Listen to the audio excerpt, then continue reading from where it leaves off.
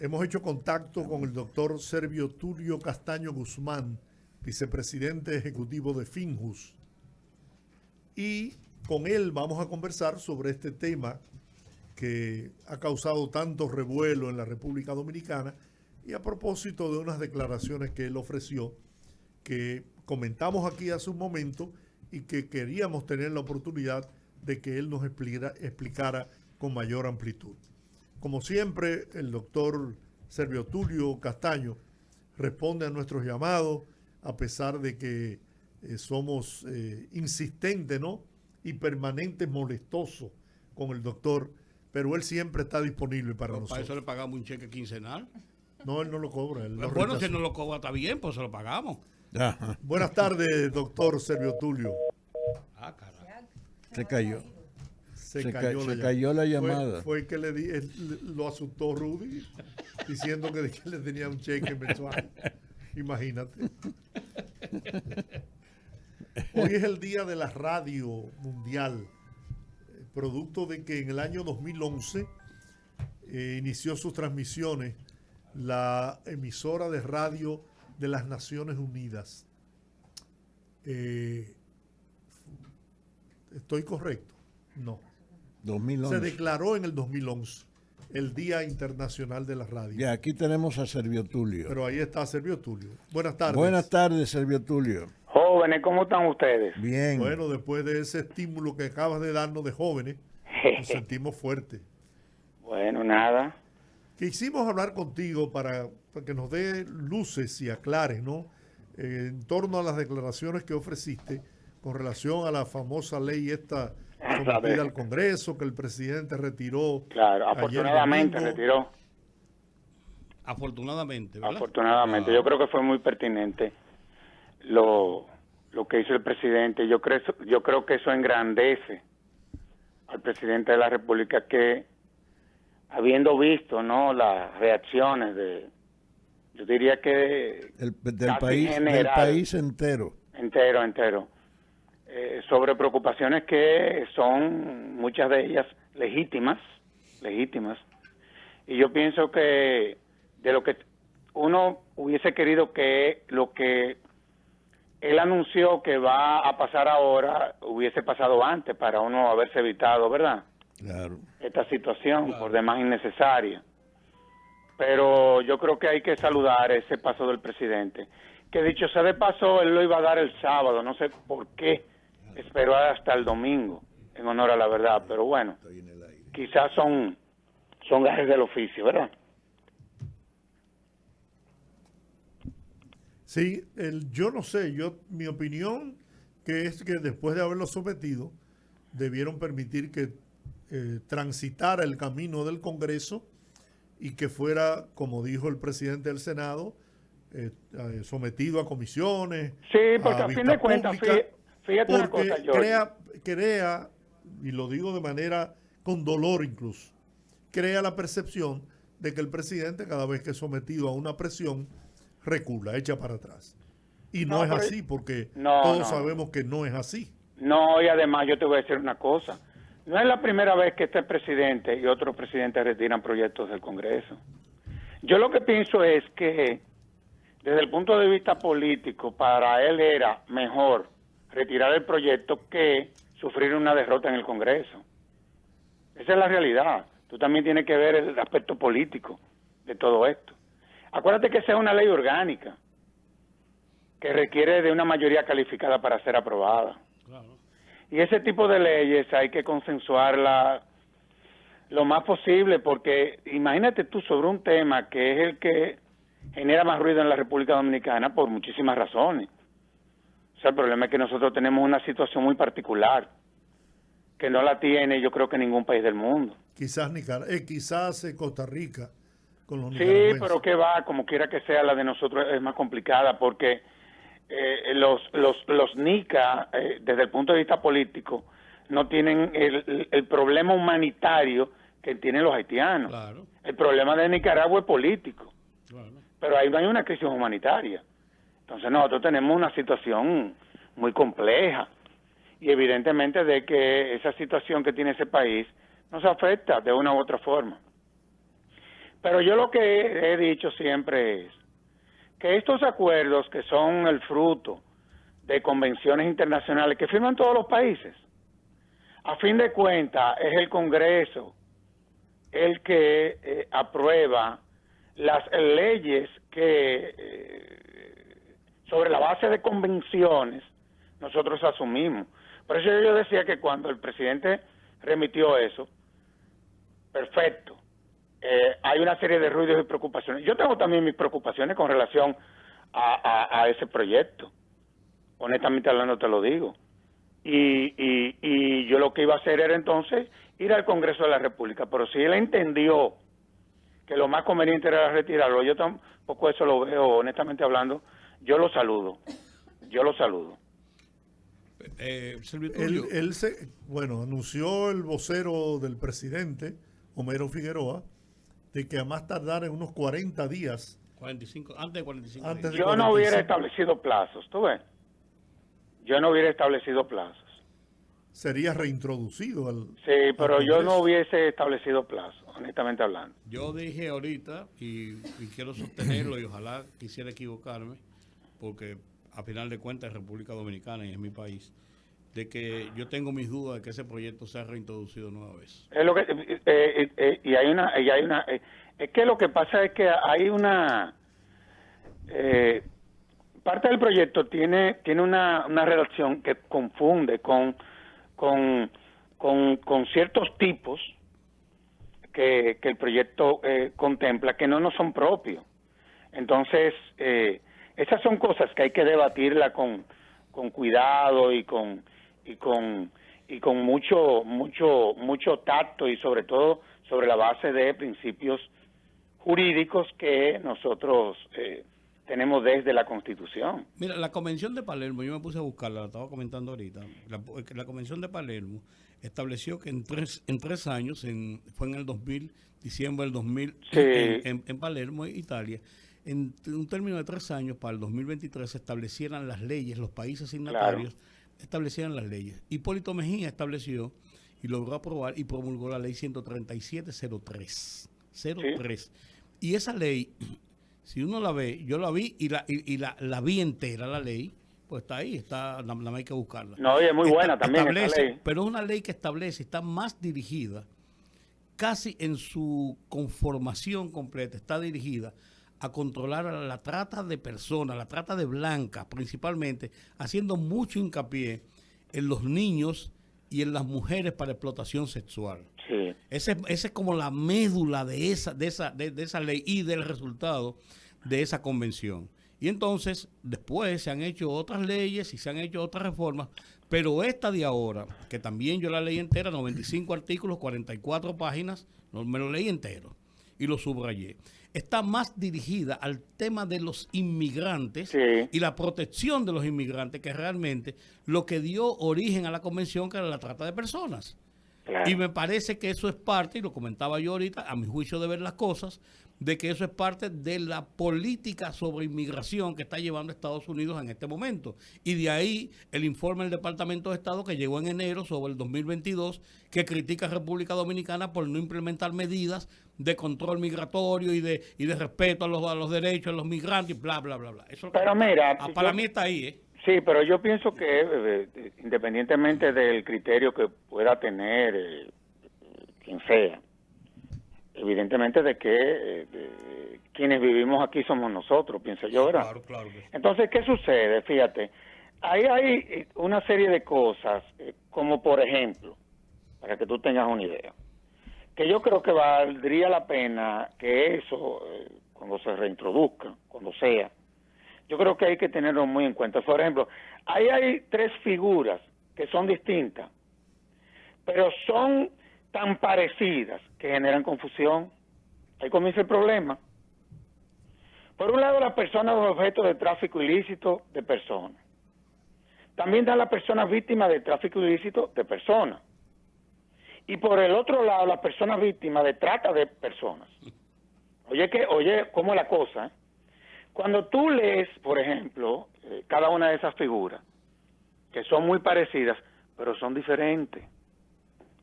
El principio de no devolución. O O sea, desde el punto de vista, es muy genérico. Entonces, tú te encuentras el tema de el costo que asume el país. O sea, son cosas que hay que sentarse. Este país, es verdad que nosotros hemos tenido algunos inconvenientes, pero de una u otra forma hemos tratado de darle respuesta. Nosotros tenemos una ley de trata y tráfico de personas, que es del año 2006. Claro. Lo que pasa es que esa ley, esa sí es verdad que hay que modificarla. Esa hay que modificarla porque, lamentablemente, la persecución, nosotros hemos sido muy deficientes. ¿Cuántos casos sobre trata y tráfico ustedes conocen sentencia? No, ninguno. ¿Qué funcionario del Estado? Porque generalmente eso opera con la complicidad de personas vinculadas al Estado. ¿Ustedes conocen alguna persona vinculada al Estado que haya sido condenada por trata y tráfico? No. Entonces aquí hay un problema. O sea, esas son las cosas que yo creo que esto va a llevar a que tengamos que poner sobre la mesa. Yo, honestamente hablando, pienso y veo esto como una gran oportunidad de ver de qué forma nosotros lo que podamos fortalecer desde el punto de vista, fortalecerlo. Y punto. Sí. Y también veo todo esto también como una gran experiencia. Yo creo que esto también nos tiene que servir a nosotros. Porque hay otra cosa, mucha de esa gente que se ha quejado del contenido de esa ley, cuando vayamos a fijar posiciones, tú puedes estar seguro que el 99% no va a ser una sola propuesta. Y también muchos de ellos ni siquiera han leído lo que se les remitió al Congreso. Eso es así, ¿eh? Y esto ha generado una serie también de confusiones, porque también esto tiene un aspecto político, dejémonos de tontería. Claro. Todo lo que tenga que ver con el tema migratorio siempre va a tener un componente político. El mismo presidente Fernández, aún cuando se aprobó la ley en el 2004, fue en el 2011 que se promulgaron los reglamentos, la ley de migración. Y la Convención de Palermo, aun cuando se firmó en diciembre del 2000, fue en el 2006, en el 2007 y en el 2008, que los tres instrumentos fueron ratificados. Sí. Entonces, no es fácil este tema para nosotros, es muy sensible, extremadamente sensible. Principalmente por el caso haitiano. No, es que ese es el tema. Entonces, fíjate qué situación tenemos nosotros. Tenemos un comisionado de Naciones Unidas que no nos saca el guante. No nos saca el guante. Él va a Haití y comienza y se pronuncia haciéndole críticas a la República Dominicana. Como teníamos el del ACNUR, ¿tú te acuerdas? Sí, entonces, ¿qué sucede? Uno se pregunta. El hijo de la gallosa. Es verdad que nosotros, ¿qué te digo? No dio funda. Nada. Tenemos esa situación. Entonces, pero a él también valdría la pena decirle al comisionado, a ese señor, que nunca ha venido a este país. Sí. Que nunca ha venido por ahí. Pero va a Haití a hacer pronunciamientos, pero sucede que Naciones Unidas no ha hecho absolutamente nada por Haití. Entonces, ¿qué sucede? También a ese señor hay que recordarle alguna cosa. Hay que recordarle algunas cosas. Y yo creo que en eso el gobierno tiene que diseñar una estrategia de comunicación. Totalmente de acuerdo. Una estrategia de comunicación. Esto mismo que ha sucedido, esto debió de haber sido explicado previamente. Porque es que ahí hay una serie de componentes que no nos son propios a nosotros. Entonces, lo desconocemos. Quizá el proyecto, desde el punto de vista de su redacción, esté correcto. El problema es que hay cosas ahí que uno no entiende. Y como uno está avispado con todo lo que tiene que ver con migración en Haití. No, pero por supuesto, porque es un tema muy sensible. Y miren, yo le voy a decir una cosa, a mí no me gusta hablar de estas cosas. Yo fui consultor jurídico de la Cancillería. Y oye tú cómo es la vida, y fui consultor jurídico del Congreso. Ajá. O sea, más o menos yo entiendo la lógica de lo que es el alcance de una convención internacional que firma el Estado Dominicano, que ratifica el Congreso y que el presidente la promulga. O sea, yo tengo que entender eso. Yo recuerdo, y lo digo por el tema de las repatriaciones, en el año 1999, la Comisión Interamericana de los Derechos Humanos apoderó a la Corte Interamericana para que la Corte, mediante una decisión, obligara al Estado Dominicano a que suspendiera las repatriaciones. Yo fui el abogado de ese caso. Ese caso se ganó. O sea, la Corte dijo que la República Dominicana, ese es un derecho de los estados de la repatriación. Soberano. Soberano. O sea, la decisión está ahí. La Corte sí, porque fue verdad. Y nosotros lo hicimos inclusive hasta antes de que saliera la sentencia.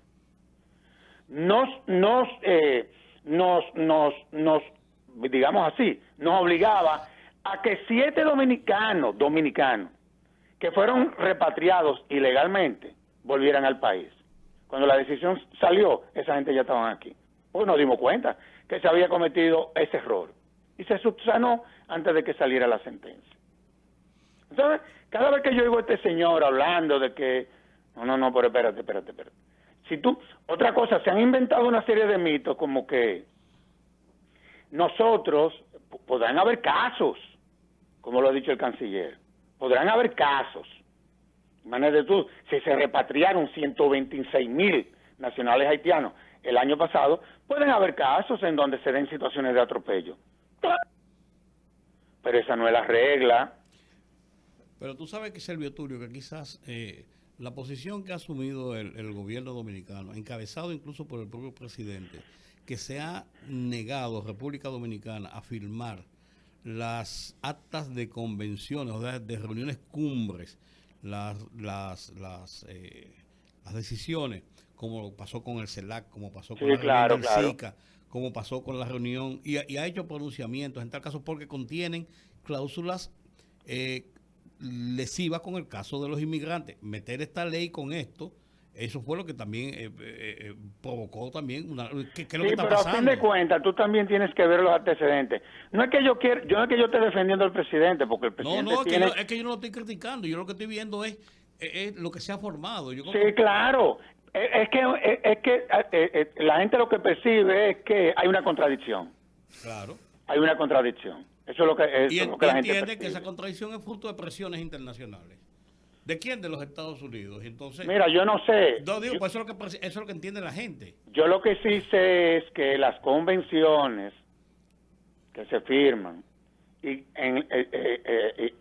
de las cuales nosotros asumimos una serie de compromisos es en el Congreso. Sí, claro. En el Congreso. Donde no se enmiendan, se aprueban o se rechazan. Se aprueban, es en el Congreso para que sepan, no es el presidente de la República, es en el Congreso.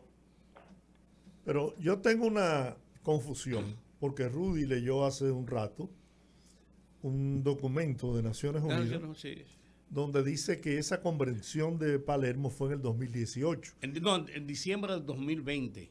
Sin embargo, tú señalas que fue en el 2006 y que fue firmada por... No, fue en el año 2000, para que ustedes sepan, que se firmó la convención. Acuérdate que las convenciones luego de ella derivan otros instrumentos. Leyes como la del 137 del 2003. Sí, pero la convención como tal fue en diciembre del año 2000. Sí. Y en diciembre del año 2000, y la convención de Palermo tiene 13 instrumentos. Tiene tres, porque no es solamente sobre migración, ahí está el narcotráfico, el crimen transnacional, el lavado de activos, 80,000 cosas.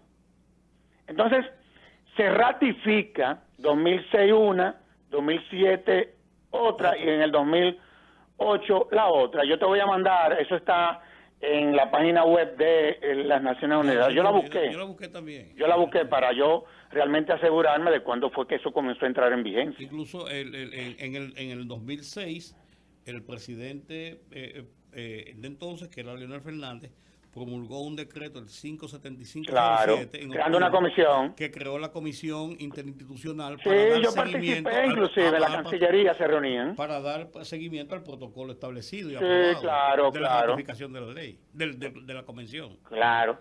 Porque alguien me criticaba a mí que yo diga, esa fue mi expresión, pero que quisiera aclarar, digamos así. Yo hablé del 2006, pero es que fue ahí que comenzaron a entrar en vigencia. Sí. Pero se firmaron en el año 2000, en diciembre del año 2000. Eso es así. Miren, yo quiero decir algo con relación a lo que pasó en Santiago. Adelante. Lo del niño, sí, hombre, Sí, A ver, porque- ¿qué vas a decir? Terrible. Bueno, primero, ¿qué te puedo yo decir, Colombo? Una tragedia, Claro. esa es la verdad, Sí, indudablemente. una tragedia que enluta al país, porque cada vez que muere un niño, es complicado el asunto, es muy complicado y sobre todo de esa forma.